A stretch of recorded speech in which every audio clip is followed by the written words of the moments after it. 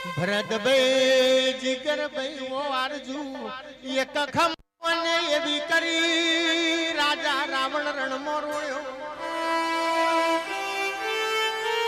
બીજી ખમા નીલવાની એવી કરી કુરુક્ષેત્રના મેદાનમાં કૌરવનો વંશ કાઢ્યો ને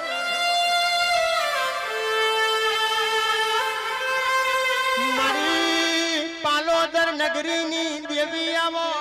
મારો ચરક મરકિયો મેમોન ઉતરો એ મારી રાતાવણિયાની એ જોગણી આવો